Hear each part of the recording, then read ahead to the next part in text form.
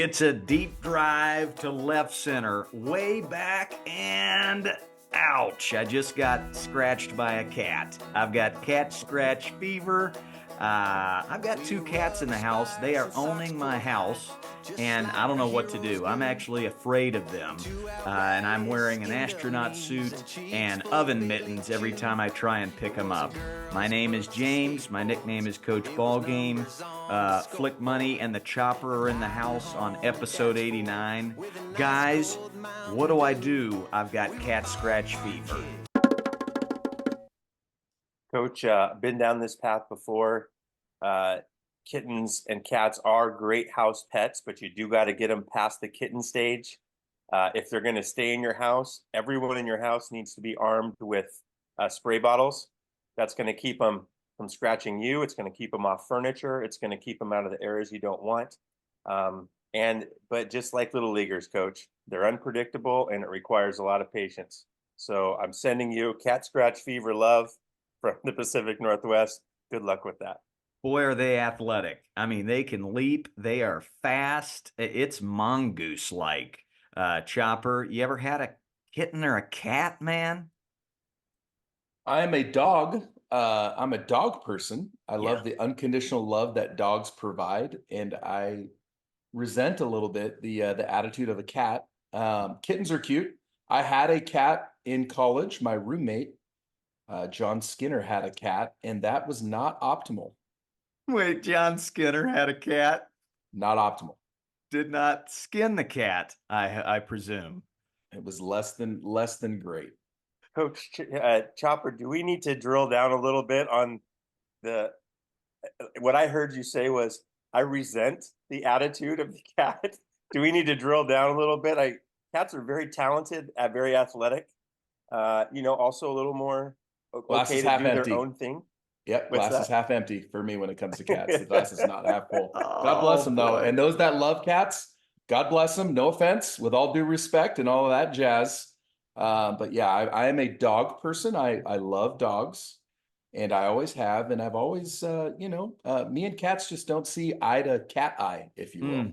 Well, I tell you, those cat eyes, they own me this week. We're figuring it all out. One little Scratch at a bowl time. of fish cat food at a time. Boy, that cat food really, it's strong. The odor is present, especially if you're going with fish meat. Ooh. Anyhow, if you're a cat person or a kitten person, then this is the place for you. Episode 89, where you know what we're talking about today? The topic is Little League, and specifically 10U. We might jump into a little 11 and 12-year-old Little League, but I went to a Little League game, a playoff game, just down the road here in Southern California.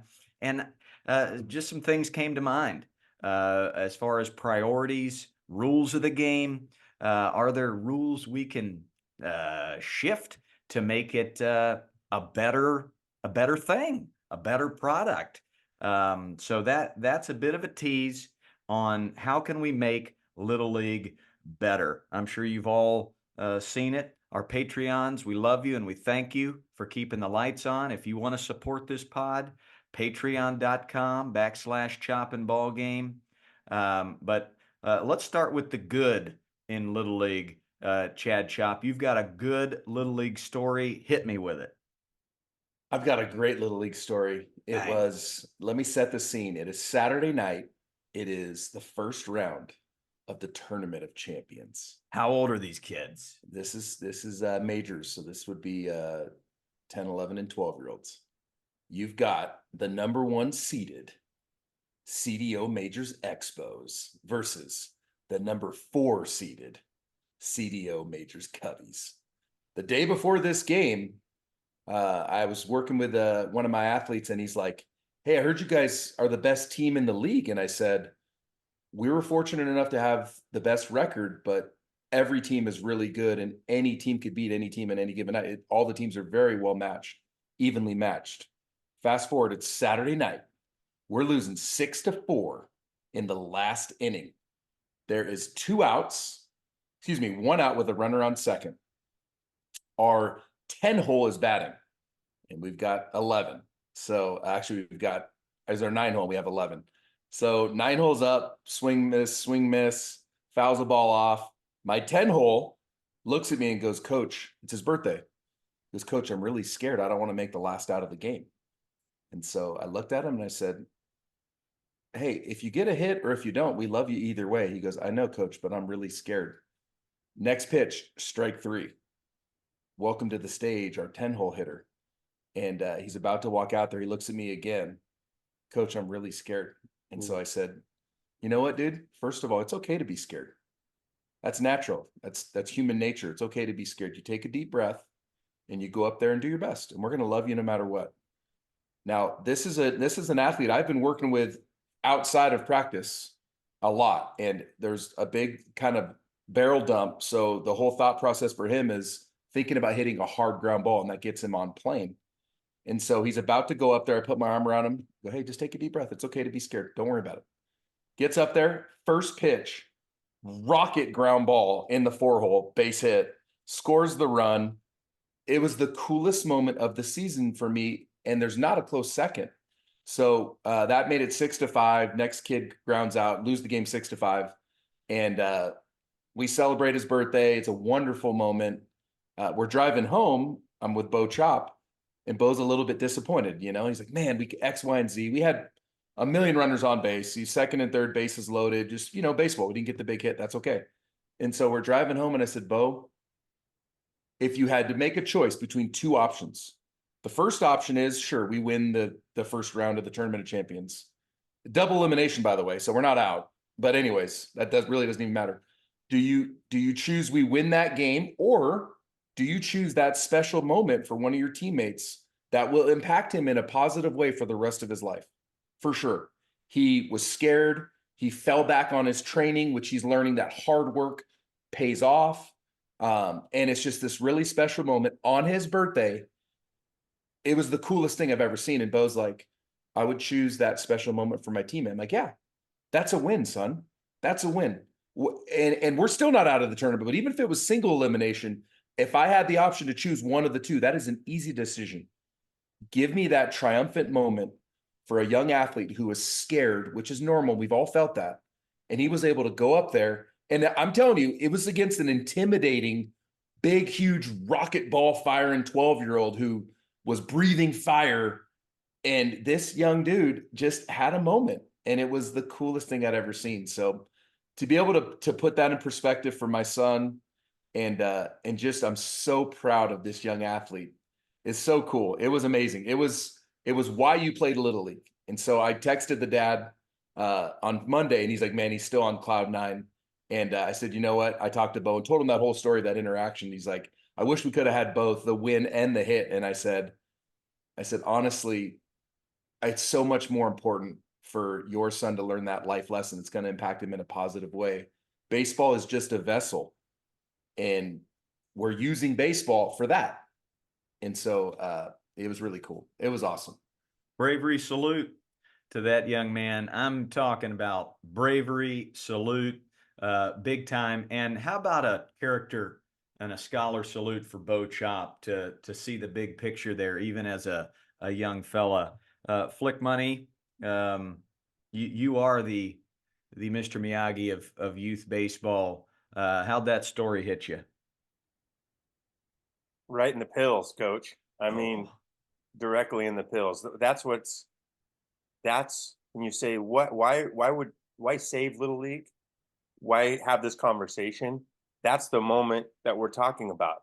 That's all the pieces. That's hard work, being a great teammate, caring about others, the character development side, the skill development side, opportunities to test yourself in quote unquote big spots. It's all the good stuff. It's the reason that we're here. It's the best part of being alive. So let's get into this conversation. Congratulations, Coach Chop, on changing another life. Pew! Double Another life. one. Well done. Another one. Another one. Another one. You're obviously, you've said this 88 times on 88 episodes of this podcast, Chopper, but prioritizing character over a win, and the win becomes a byproduct But the real win is the heart. It's that life lesson learned by that young man, that lesson learned by Bo Chop, and hopefully a couple others that saw that same thing happen. They saw the fear in the child, and bang, biscuit. It was a beautiful thing. I like the way you phrased that, Flick Money. We're here to save Little League. We've got a guest coming up in about 10 minutes or so, and he's our resident boots on the ground. He's a little league coach here in the Southern California area. He mows the grass. He puts the foul lines out there. He's just nonstop on that field, Mr. Little League of the area. But I got to tell you, going to a little league game, first round of the playoffs, just like Chaparooski, and sitting in the bleachers for an hour. I don't go to many little league games, and golly, the sounds are great from the bleachers. Hearing the cheers from the bleachers, from the dugout. It's a beautiful thing. But I was there for about an hour, and I might have noticed 3 legitimate baseball plays in 1 hour. A man of the sandlot, a man of our coach ball game playbook style of prioritizing movement and action. You don't see much of that in a real little league game. And I remember being in the playbook, talking with our students or our friends in the chat about issues they've had with little league, and I think there needs to be rule changes. I think there needs to be a change from the top. I'm having discussions right now with Little League proper, and they understand it too. They've been to Brazil, they've been to other countries, and they see the same thing. And we're going to dial in specifically 10 and under baseball. I don't know if the word product is great, but it is not a great product.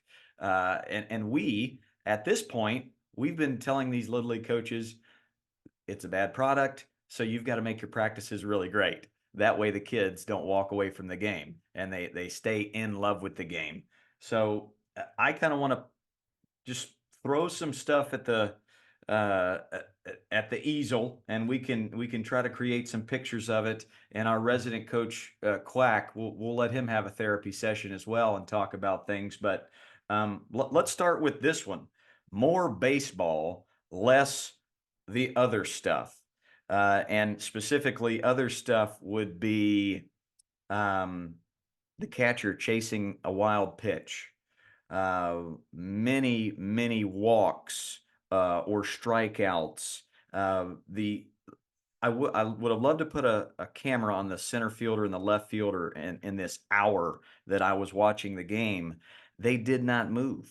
There was zero things for them to move for. It was either a ball, it was a swing and miss, or it was a stolen base. So a lot like the MLB issue of just no ball in play, no movement. Um, let's start with Chaparooski here at 10 and under. What are your thoughts on more baseball, less other stuff? How do we save it?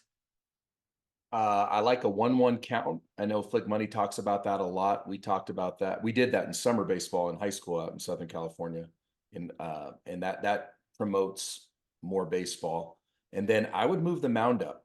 So these kids that have trouble throwing from that distance, they force it. They forced it on our kids here in Tucson too, where they're 7-year-olds and they can't make that throw. So I would move the mound up. I don't have an exact distance. I would kind of play with it, but whatever distance promotes the most baseball. And then if there is a walk, I would find a way to make that very banana ball-esque where there is action. Maybe you got to get the ball to everyone in the field. I had the same experience you had when Michael, my oldest, I went and watched a fall ball game, and it was 9 walks in a row, and nothing happened. And I was like, I looked around, I'm like, we're killing this sport. These kids will never play baseball again. This is the worst thing I've ever seen. And by the way, I know people are against it sometimes. If there's a walk or a strikeout, put a tee out there and let the kid hit the ball. and let's figure it out. Like, let's get the ball in play and let's have them make plays. So I don't. There's no perfect science, but we got to move the mound closer. It's got to be a 1-1 count, in my opinion. 100%. Before I throw it to Flicky, I would argue, yes, the banana ball, they're on to something, obviously, especially with kids. Shouldn't be any strikeouts, shouldn't be any walks. A lot of the arguments are, well, they're not getting ready for the next level. Okay. They go to 11, 12-year-old baseball. It's real baseball, and they should be ready. Well, we're not getting anybody ready for the next level when they all just want to walk away from the game, when they've just been standing around for an hour or so. So one of my things is, yes, start with a 1-1 count. And if we get to 4 balls or 3 strikes, either there's a catcher or a coach that rolls the ball out and runner runs, and we get kids moving, or coach comes up and side tosses, or we throw a tee up there, just like Chopper said. But you've got to get the ball in play. Flick Money, how do we save this issue? Love the 1-1 counts. Force the action.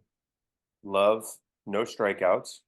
Tee or coach side toss. Let's get the ball moving. There's Coach Quack in the house.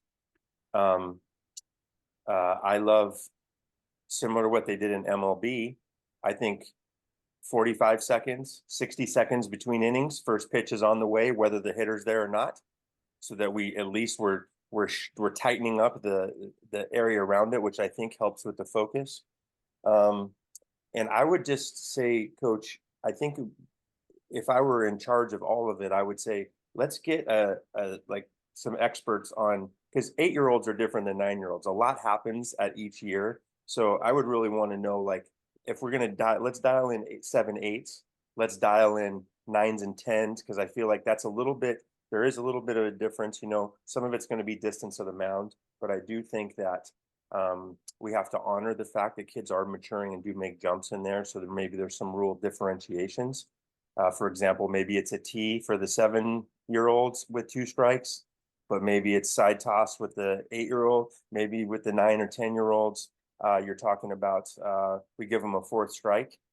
You know, maybe they get one more crack at it, so they're still swinging, and we can make it an out, but we're at least giving them an opportunity, like, so that there's some way to graduate up into, you know, a walking start. But I think there are experts out there at each age level developmentally that we could talk to and figure out, you know, if we're looking at the whole human, what's the best way we could support this. Love it. Shorter fence too. So shout out to Northeast Santa Ana Little League. When I was 7 years old, we played on a field that was tiny. I'm talking legit fence. The fence in right field, and part of it was out of necessity, but it was only 100 feet. The ball to center field was like 130, and left field was a deep drive at 150. But we don't have them on these big fields where if it gets by somebody, that's a wrap. It's an inside the park home run. Like, put up a temporary fence, make it a more small, and then guess what? Oh, I actually hit a ball over the fence as a 7-year-old. That's kind of not me, but I'm saying a kid would be like, I had a home run over the fence. Like, that could keep him going for the next 2 or 3 years. I don't know. Just a thought. That's good. It's beautiful. Coach Quack is in the house. If you were on the Coach Ballgame playbook, he is Coach Queso's wonderful husband. And just, I tell you what, Mr. Little League around this area, just eye black salute to Coach Quack. And Quack, what we're talking about right now is how do we save Little League from how do we save that left fielder and that center fielder and that right fielder from wanting to sit crisscross applesauce after nothing happens for 20, 25 minutes in 10 and under baseball? And I'd like to hear from you. What rules have you noticed that have already been implemented by Little League to help this, to help the pace of play, to create more movement? Quackarooski, what have you seen? I mean, it's a big question. You know, a couple things. First, I appreciate you having me on. I really respect all the work that you guys do and put in, and I've learned a ton from you guys in the Sandlots and everything else. So, I don't want anything I'm saying to come across as like I'm bad mouthing Little League either, because I think it's really, really good. And I think a lot of the leagues have really good intentions and really good hearts. Um, if I look at where our Little League is specifically in South Mission Viejo, I think um, one of the things that we do differently is with kids who are in that single A kind of coach pitch age, 6 to 8 on the older side. We switched to kid pitch kind of early, as opposed to most other leagues. So half the year is machine, half the year is the kids. But once kids start pitching, there's no walks, right? Kid gets 4 chances to throw. If he throws 4 balls, coach comes in and tosses until the kid either strikes out or gets a hit. We did that for 2 years with my oldest son, and he loved it. I mean, he might have struck out 2 or 3 times, but it gets a chance to, hey, you see kids, you're in the game. It's, oh man, I get a hit off my buddy. He doesn't walk me, whatever. Coach comes in, I know I can hit coach. I can drill balls. I think that was something that was really cool that our league does. On to Chop's point there of having smaller fields. This year I was fortunate enough to be in charge of putting fields together and field sizes. And one of the things we wanted to do on that single A coach pitch, T-ball fields, we tried to make them small and accessible, but not so small that you can't learn and you can't play and can't have real outfielders. No one wants your center fielder standing on top of second base. That doesn't teach them anything. But yeah, having kids hit balls over the fence, that's a huge mental increase, right? I remember the first time I hit a ball when I was 9 or 10 years old, and I hit a school in left field up in Oregon. And I was like, oh my God, I'm a big leaguer. Like, this is amazing. And I still talk about that with my buddies, when we get together. So I think you have things like that. I think part of the problem with Little League is this push and pull of like, we got to make it fun, but we got to teach kids real baseball. Right. And I think that kind of continues into 10, 11, 12. And by 12 years old, you're in the Little League World Series if you're really good, which is rad. But that's more real baseball. And I think, maybe at that 8, 9, 10, we have opportunities to change it. So maybe, I heard some of the suggestions there of teas or whatever. I think maybe we do one game during the week that's more like a banana ball style game where there are no walks. If it's a wild pitch, you can steal first base. I'm reading Jesse Cole's book, and like he says, it's all about fun. It's all about engagement. So maybe during the week you do something like that, and then your weekend is your more traditional style game. Um, you don't want to push kids away from the real game, but you don't want them to leave because they're bored. We had a game this last weekend that was a really good game for the first 2 innings. Both teams are engaged. They're both cheering on each other. They're both into it every pitch. And then the kids, since they're 9 and 8, pitcher starts to get tired. You get a couple walks. And then all of a sudden it's, 4 walks in a row. And your center fielder and your right fielder are like, what is going on out here? And then you get a ball to him and he boots it because he's not paying attention. And then he feels bad, So that none of that stuff helps kids and helps them come back. But what's the line? And that's the thing that I continually try to struggle with and trying to figure out as far as games. So Yeah, yeah. I think a hybrid is definitely necessary. Flick Money, what do you got? That just inspired me what you were saying there, Coach. I think if you do the 1-1 counts with the kid pitch in a banana ball style, and then Coach Chopper and I have talked a lot about any combination of walks or hit batters that totals. I used to do 2. I used to be in summer camps and just say, hey, no sweat, you're going to get to pitch again tomorrow, or you can pitch in the afternoon. But right, it's just not your moment right now. And the next person comes in. And then once the kids get used to that, it doesn't feel like you're taking the ball away from them so publicly. Like it's a policy. Everyone deals with the same policy. So ball comes out, new pitcher comes in, that keeps kids engaged. And the other piece is what I love about Sandlot ball is the teams are 5 people. So you hit 5 through, if you can get 3 outs, cool, get the 3 outs. That incentivizes them to still get to play defense. But if in Little League, if you got 12 kids on a team, what if we capped it at let's say 6 hitters per inning? regardless. Get the 3 outs, and then you get then you do get them out early. But if it otherwise it goes to 6, boom, we switch it over, and then so a kid's going to hit every other inning. Worst case scenario, they're going to get 3 at bats in a little league game. Worst case scenario, and so I feel like that might do a lot for the attention span in the outfield. I'm thinking of my center fielder. 100%. Yeah, I mean, you got 2 hours to play with in this game. Why don't we make them 6-on-6 games where you've got 6 of your players playing 6 of the other teams, traditional baseball, but then maybe it's a patch of grass, maybe it's the outfield if the outfield's big enough, but there's an area for sandlot ball, quick ball, banana ball, whatever you want to call it, where it is fast paced. Maybe it's with a tennis ball. It's either side toss from the coach or front toss from the coach, where there's a ball in play every 5-10 seconds. There's a ball hit, a ball fielded, a ball thrown, a ball caught, and then next batter up every 3 or 4 seconds. Watching a traditional game when 8, 9, 10-year-olds are learning how to pitch, the most interesting thing that happens is a foul ball maybe every 3 or 4 minutes. Lots of standing around, lots of quiet. And yeah, the kids are going to walk away from that game. So some sort of hybrid where we can create the movement game to the side and then traditional. Or I love what Quack said. You know what? Let's just have one per week where it's traditional, where we're getting them ready for 11 and 12 and 13, 14-year-old ball. But the hybrid is completely necessary. And then ask those kids, what's your favorite? What's your favorite game? Is it that Wednesday game where you got 6 at bats and we played 12 innings in 90 minutes? Or is it this one where you got 2 at bats and I wanted to put a camera on some of the outfielders those last couple of innings. They did not move for 20, 25 minutes. Now, I think a lot of that is just changing the rules, but I think there's a lot of it that coaches can do as well. Some coaches, and I've got a post that'll be coming out later today.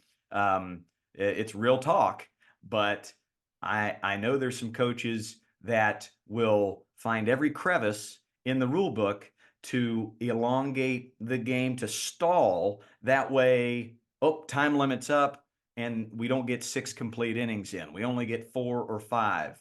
That made me nauseous. That makes me nauseous when I see that. Let's throw it to Chopper on what can coaches do with the rules we have in place to bring more action.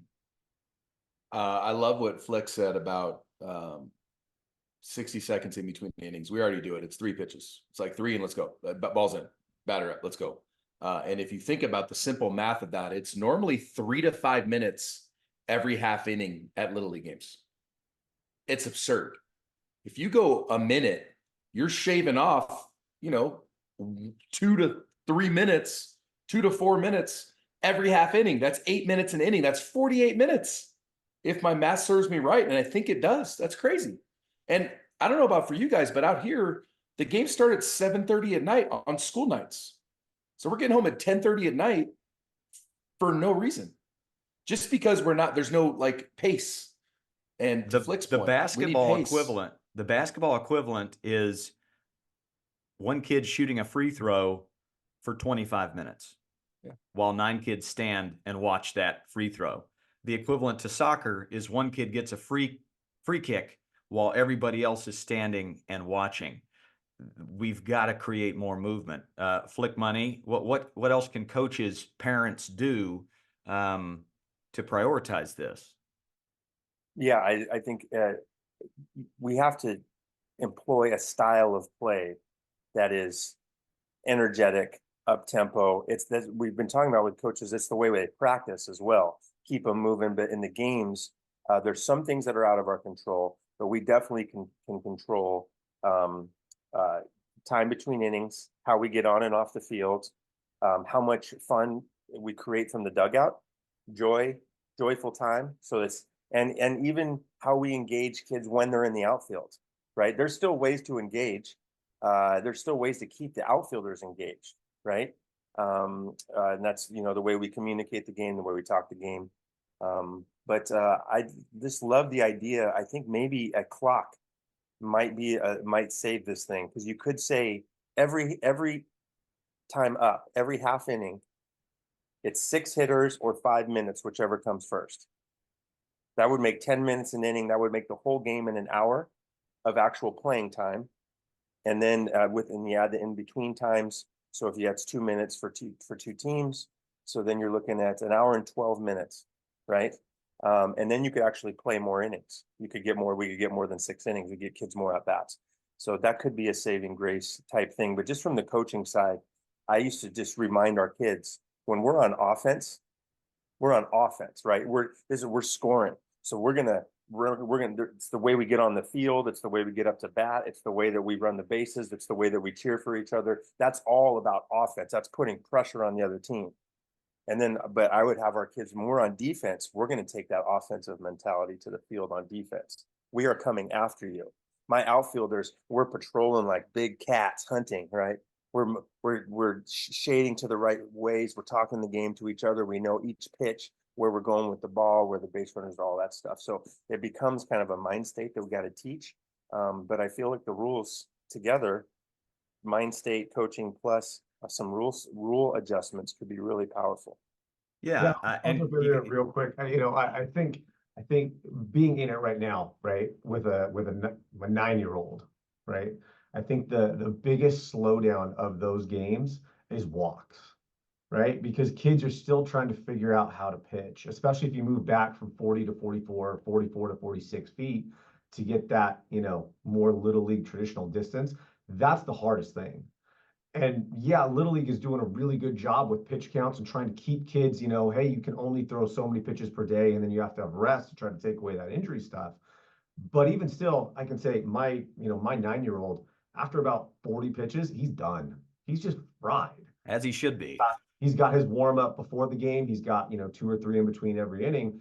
So he's wrecked. And then you start getting wild. And especially if you have a kid who's like, well, that's our best pitcher, and your coach, and this gets way deeper. This gets back to, the whole mentality of I got to win at all costs. And if you get a coach who's only throwing 2 guys all year because those are the only guys you trust, you're doing a couple things. You're not building up anyone else for the betterment of the league. You're just trying to build your own team for winning. But as those kids get deeper and deeper and deeper, it's a walk fest. So I think if Little League of America, as a whole gets really serious about this and says, okay, under 11, maybe walks are a non-starter, right? Or if it's 4 balls, coach's pitch, or like you said, soft toss or tee or whatever.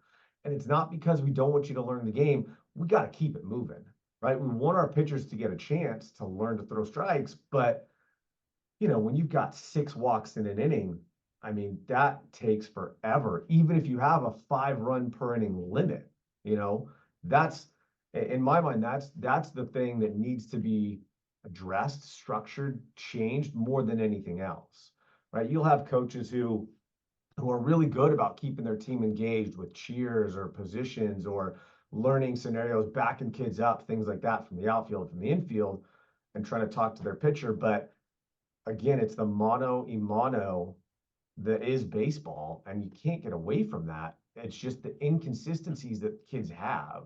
Mm-hmm. So for me, it really has to say, okay, how do we address that particular part at Yep. this?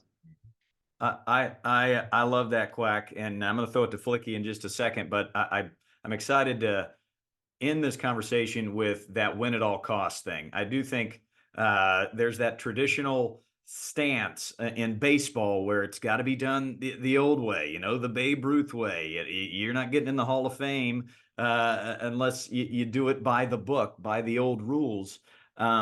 There's got to be a shift there. There's got to be more movement. So people are afraid to make walks a non-starter because that's not the rules of the game. Meanwhile, if you can say ball 4, here's a tee or here's a coach doing side toss, you immediately have a shortstop fielding a ball, a second baseman covering a base, a third baseman backing up a play, a first baseman covering a base, a catcher taking his mask off and communicating, three outfielders backing up three different bases. You have immediate movement that took about 12 seconds. It took the amount of time for the kid to jog to first base on the walk.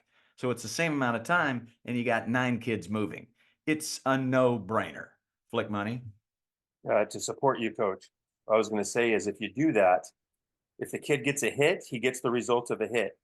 If the defense makes the out, cool, we register the out, but the kid gets to run the bases because he walked. He earned the walk. We don't want to take away that from him. So he gets kind of we give him the better, whatever the best good is result wise.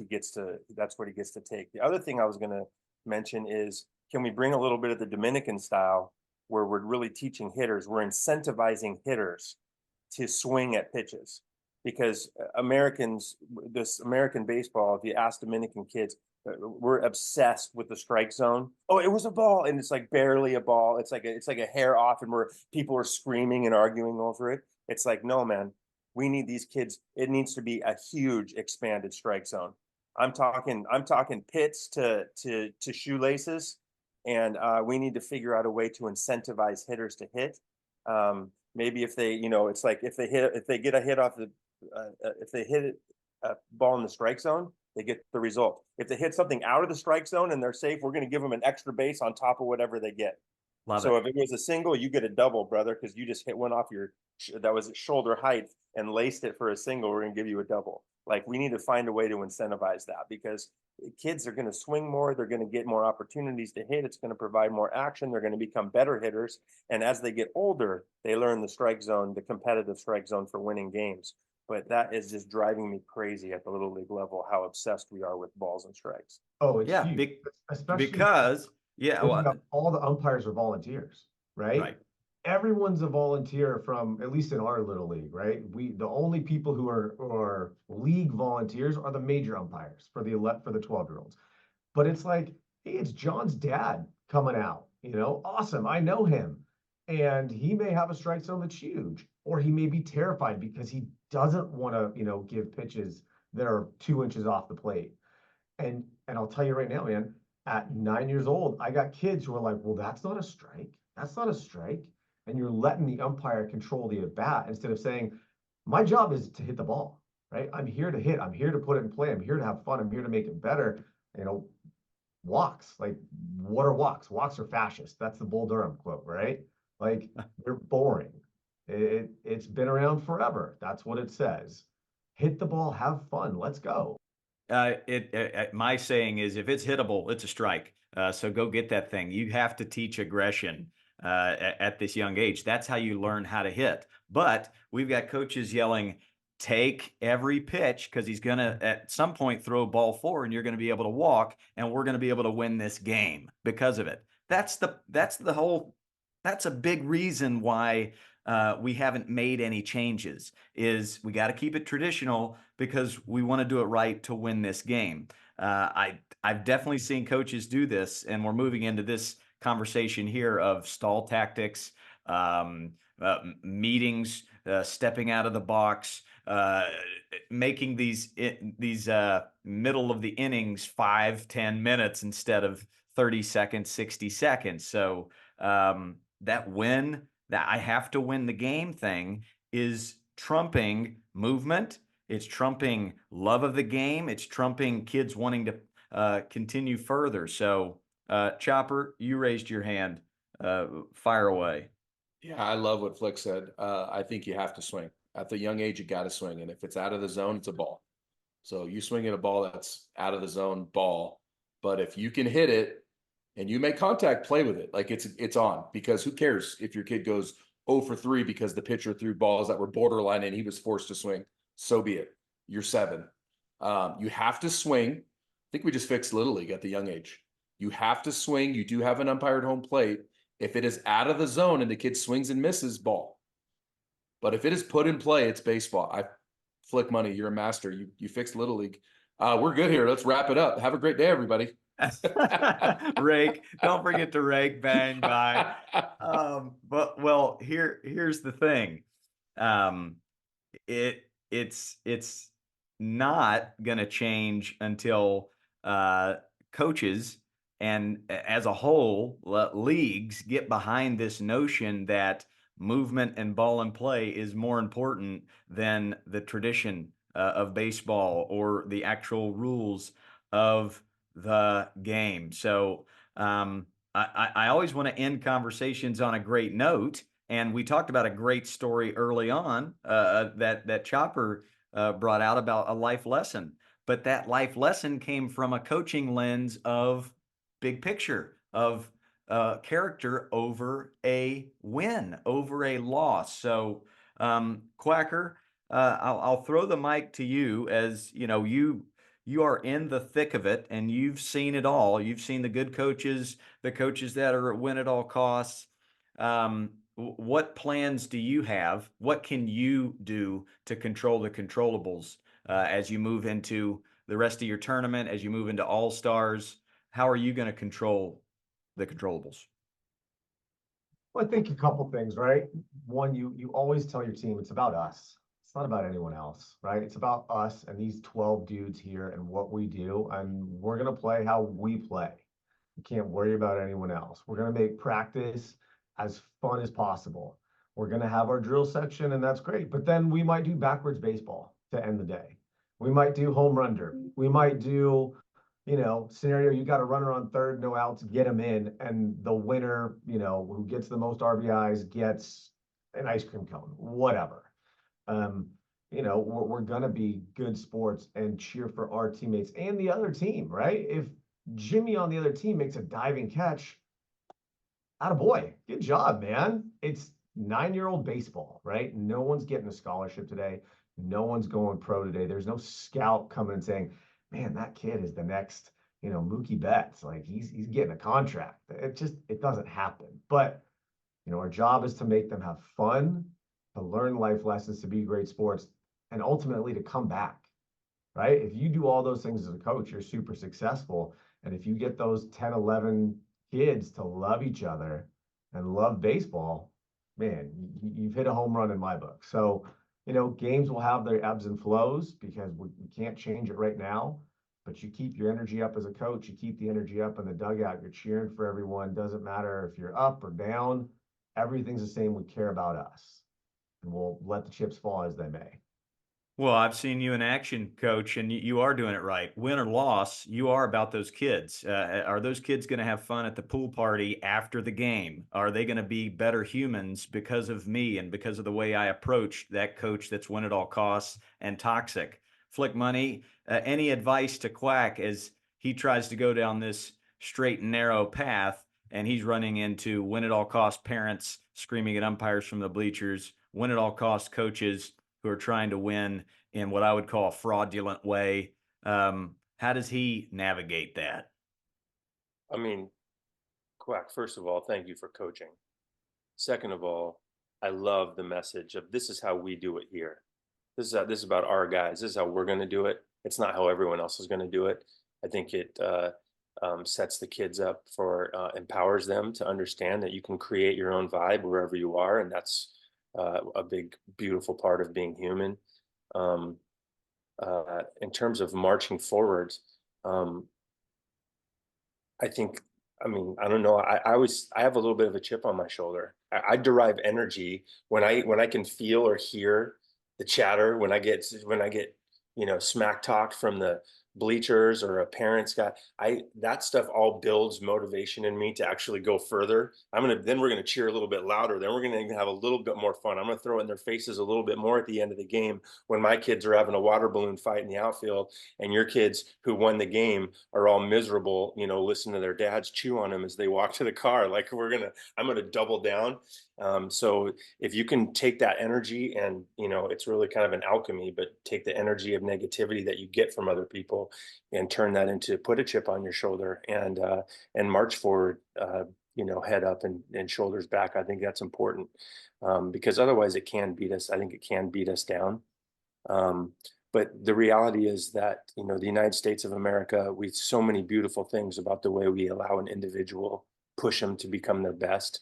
Uh, but the downside of where we're at in this moment in time is that with baseball, adults are engineering wins via low character and being obsessed with how to engineer, how to manipulate the rules, you know, walking, stalling, all of these things. And it's sort of, it's just, it's like, it's the kid version of, if you get a good lawyer and you've got enough money, you can do whatever you want in this world. That's essentially what we're teaching them. If you got the right coach, right, who can manipulate the right way, that's the lawyer who can manipulate the right way, and you got enough resource to make that happen, and you can win trophies and everyone can feel good about themselves. In a way, it's like they yell at us about the participation trophies, but in a way, you're the one who's creating trophies for yourself, and so out of some insecurity, what we're trying to do is prioritize this other thing. So I just, you know, march forward with a swelled up chest. You're doing great things, and I just appreciate you. Quack salute, quack salute. Yeah, all of those decisions made to win a 9-year-old game, and at the cost of love of play of 20 young men or women, that stems from insecurity, 100%. Right? At some point, they lost in life. Maybe they're losing in life right now, and this is the only thing they have control over. So they're gonna try and wiggle their way through. Chopperoo, any advice for Quack and these listeners that are also they got a big game tonight and they got to navigate all that toxic? Yeah, Quack's dialed in, so he's good. Keep it Bang. up. For those with a big game tonight, have fun. Don't lose sight of what's important now, the actual meaning of win. Shout out to Russ Davis. And I want to touch on these coaches that manipulate time, right? I've got 12 minutes left, so I'm going to call timeout and slowly walk to the mound. I just rolled my ankle, so I got to go really slow. I'm going to talk slow, and I'm going to make sure that we don't have to play another inning. I'm the polar opposite because I'm looking at it from a different lens. If I have a 2-run lead, I want to hurry up and make sure we have to play that last inning, because I need Flick Money to learn how to get 3 outs with a 2-run lead and shut it down. Because by the time he's in high school, I don't want him to have never had to have experienced that, because I manipulated everything. So we never had to play that last inning. So for me, it's a totally different lens. And it happens all the time in club baseball. The umpire will walk over and be like, "You guys only got 12 minutes left." And you're like, wink at you. And I'm like, "Cool, dude, ball's in. Let's go. Hurry up. Like, let's go. Let's make sure that we have to get into that big moment where we have a 2-run lead and we've got to figure it out. And either we're going to fail and we grow, or we're going to know how to do it. And we're going to be fearless and like, bet 4 minutes left. Let's hurry up." So we have to get those 3 outs, and we get to figure out how to navigate pressure, perceived pressure. Love it. So good. Well, I'll end with this. I posted a video on my Instagram and Facebook. If you could change one rule in Little League to make it better, what would it be? And I said, it's got to be 5-on-5 games, right? Split the kids into 2 groups, have one team playing in the outfield, one game in the outfield, one game in the infield. Maybe it's tennis balls, but 5v5. And then if a parent yells at an umpire, then that parent has to umpire the next 3 games. Easy peasy. Let them walk in the umpire's shoes for a little bit. 724 comments just on Instagram with this video. Your boy Swish, friend of the pod, Nick Swisher, said, "No stats, just fundamentals and fun. Play for growth and development, not numbers." Attaboy. By the way, listen to that episode. We talk about Little League parents in the bleachers, but we had some good comments in response to that. And Game Changer app may be one of the worst things that's happened to 8U baseball in the last 20 years, because parents in 6U, 7U are tracking stats, they're tracking wins, and it's less about fundamentals. So for what it's worth, Nick Swisher, World Series champion, I like that. Make it about fundamentals. Make it about growth instead of how many stats and wins do you have on the Game Changer app. So Quacker, I'd say me, Chopper, Flick Money, and Nick Swisher, I'd say we're right behind you. So you're in good company, brother. Feels good. It's a nice little quartet to say, okay, well, I got these guys to come out to the next game. So next time you want to come and coach, give me a call. We can have a lot of fun. By the way, before you leave, Quack, me and Quack have had this idea for years now, where Quack just comes over to my house and sits right under that guitar over there, and we don't reference him. Oh, it's gonna happen. We don't that like we like Chopper might see him back there chewing on a sandwich or playing chess with himself, but he's just like the Mighty Mighty Boss Tones dancer on the side of the stage. Like he's just dancing, and he's never referenced. We never talk about him. So that's still in play. Love that. Get ready, boys. Get ready. Love that. Need that. Chopper, I mean, sorry, Quack, if I got you, if I found a duck bill that just went or just over the ears around the back as part of the getup, would you wear it? Oh, I'm down. I may wear a full duck costume to his house. You never know. We'll Because see. up here in Or Pac-12, you've got former Jersey, Pac-12 country, you I know, can get we'll a hold of those things. see what happens. Awesome. Well, thanks for coming on for a few minutes, Quack. Have a great rest of your day. Attaboy. Attaboys. I appreciate you. Thank you so much. I love listening. Catch you later. See ya. Thanks, Coach. See ya. Man, I do think we fixed Little League Baseball, and it's pretty simple. Flick money, maybe some bullet points for a listener that's kind of like me and needs the bullet point outline version. How do we save this game? Okay, time is an issue. So we talked about speeding up between innings. So the first pitch from the time the last out is made of the last inning, the next pitch, the first pitch of the next half inning is thrown in 60 seconds, whether the hitter's in there or not, whether the defense is all set or not. That pitch is coming. And you can just start calling strikes or putting runners on base, depending on which team is not ready to go. So that's going to speed up in between innings. We talked about capping the half innings, either at 6 hitters in a 12-hitter lineup or 5 minutes, whichever comes first, so that we know we're going to get an opportunity to get more innings and more at-bats per kid. We talked about the walks and strikeout issue. So ways to, if a kid walks, then coach comes out to pitch, or you put a tee out there, they get an opportunity to put a ball in play. They get the best results. Either they get the walk result or they get the ball in play result if it's a hit. So we're incentivizing. We're still keeping the action moving, and with pitchers, if they walk 2, or you can say 3, combination of walk and hit batsman 3. Take the ball, put the next guy in. Boom.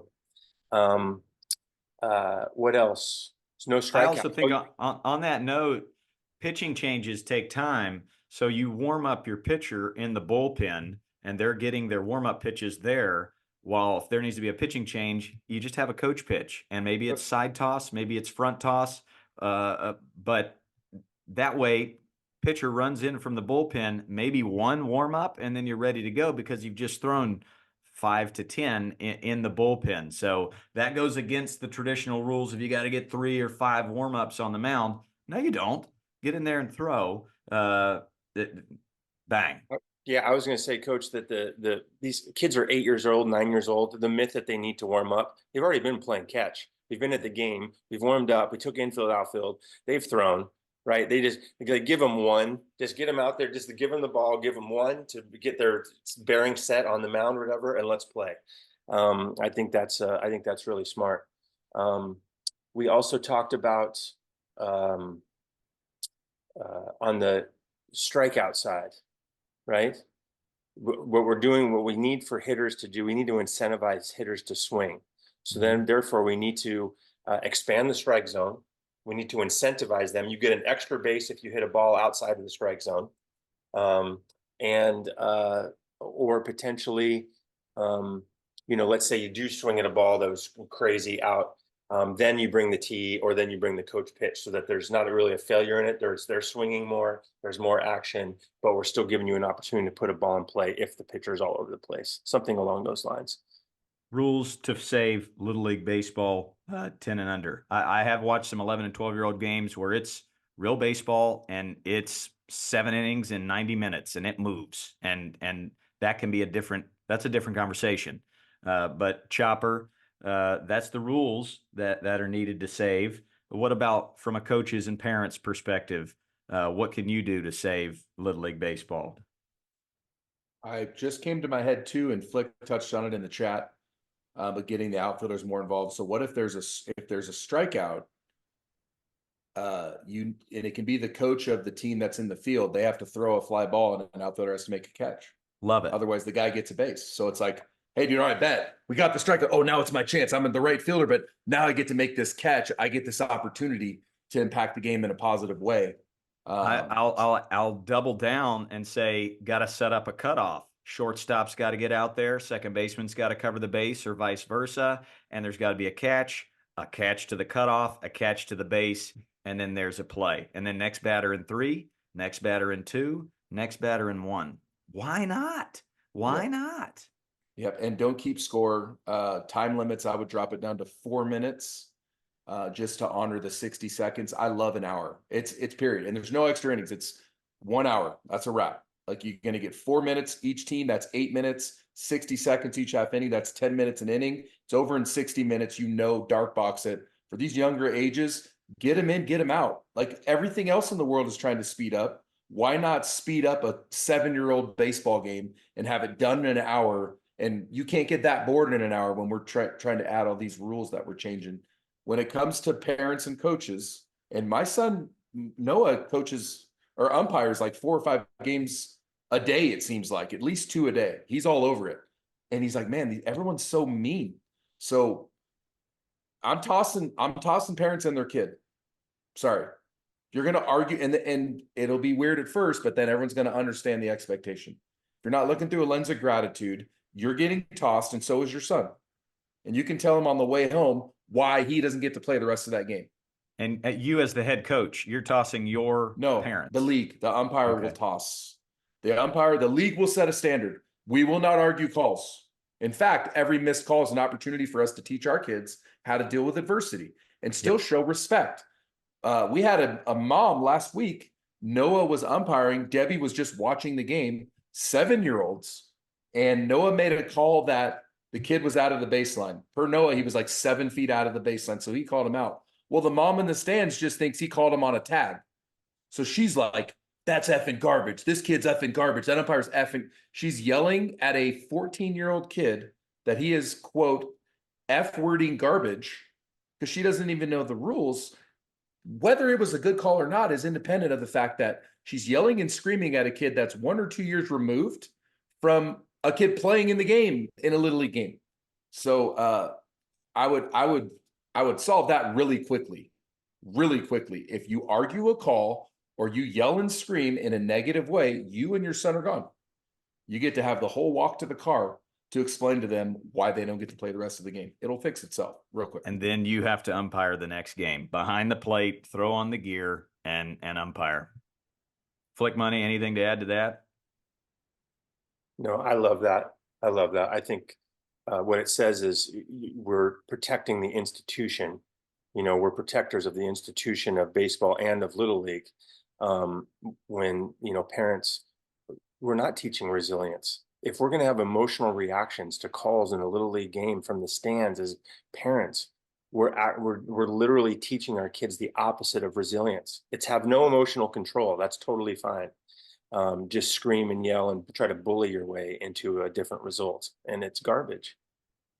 I also just get so sick to my stomach when the opposing team's parents kind of get super loud and even to the point of intimidating and ridiculing the other team's players. It definitely happens. Could be passive aggressive, but it does happen. Why don't what the other team, guys, we have got to fist bump this kid on the other team. He made an error. He feels terrible. Let's go give him a fist bump. Let him know we've messed up before too. This is way bigger than what that scoreboard says. Go over here, like mandate it, coaches. Mandate it. If the parents aren't going to listen to what we're saying, maybe they'll watch their kids be kind. Maybe they'll watch their kids be amazing and awesome, and they'll learn from the kid. So, man, I think we just saved Little League. I mean, is Yeah, I it too think we much to did. ask for soundproof bleachers where the parents can't even be heard? They can cheer, see through plexiglass, no sound. Well, I mean, a Come on. shout out to Mary. One of the 724 comments on this post mandated muzzles on all parents. I mean, muzzles. You know, and you know, we'll clean them each game, make sure they're clean, and they, you know, they smell good. But yeah, mandation. There you go. So I highly recommend you scroll down the feed of the almost 1,000 comments. No flat bills on the on the hats. No white pants from a mother. Drop third strikes eliminated. So many good ones here. So, Hey, coach, one yeah. shout out. I love me some Nick Swisher, and Ted Sullivan, the creator and founder of Game Changer, is himself an incredible Little League coach, and in the lineage of great Little League coaches that has definitely brought me to this conversation. So I think that Game Changer is a fantastic tool, right? And by the way, Nick Swisher said nothing against Game Changer. That was a Right. response. But no, to it. absolutely. But the idea is that, right, it's that people hunting wins and statistics are placing that over character development and the kids having fun. And I think that having a tool like that is fantastic for a lot of reasons. But yeah, maybe there's an age at which the employment of statistics as a way of measuring can be really effective. I'm not really sure. That's got to be Chopper. What do you think about that as far as a coach or parent culture thing with the Game Changer and stats? I don't like stats. Bo told me last night we're driving back from Michael's game, and Bo's like, "Yeah, my last at bat, I hit a weak ground ball in the 6 hole, and I took second on the overthrow, and then they put it in as a double on Game Changer." It's like no one should know that. Like no, and also the stats aren't real anyways. But like Bo shouldn't know that, and I don't like stats. I just think I don't even like them at the high school level. Like, put your team before yourself, and sacrifice like a team at bat, a team vibe. When you're worried about your own stats, and I get it, we all played baseball. We were all mindful of our stats. Game Changer has made it much, much, much worse. It's an unintended consequence of a beautiful app that is wonderful, and it enables us to watch our kids when we're in another state, and it's amazing. But the proverbial thorn to the rose petal is kids are obsessed with inaccurate stats. Like, no, it's not a double, it's an error. The shortstop, that was a routine play. You're actually 0 for 1 in the real world, but since it's fake, and the accountant from Microsoft is doing Game Changer, he doesn't know any better, not his fault. You're getting, I don't like stats, dude. I don't have a good answer for it. This is a good way to end this conversation. So what stats should be prioritized on that app? I'll start. Hustle, quality at bats, hard hit balls, right? Quality contact, knowledge of the game. And yeah, maybe they're hard to equate, but keep score of their character, keep score of their choices and their improvement over OPS. What stats would you throw in that app, Flick Money? I love quality ABs. Yeah, anything that measures the player's impact on what their team's trying to achieve, right? Did you move the runner over from second to third with less than 2 outs? Like some of these like baseball plays. But I also remember being a kid, I was looking at the back of baseball cards. I was a total geek for that stuff. So I was obsessed with my own, with my own numbers. And it was the way that I challenged myself to get better. That was the metric that I could see, okay, well, all this work I'm putting in is improving because I can see it improving. So it's a little bit difficult because baseball's an interesting game and how individual and team concept, those two things, right, kind of fold in together. There's the mano a mano, one-on-one confrontation where it's very much statistically driven, and you've got this whole team thing happening around that. And I think that's okay. I don't think that's has to be. I think it can be neutral.